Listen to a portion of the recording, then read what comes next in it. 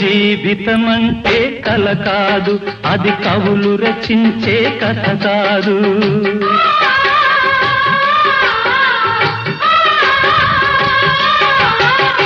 జీవితమంటే కల కాదు, అది కవులు రచించే కథ కాదు.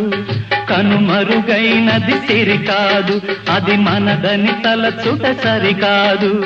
కుడి ఎడమైతే పొరపాటు లేదను నానుడి సత్యం కాదు, ఇది అందరికి అర్థం కాదు. ఓ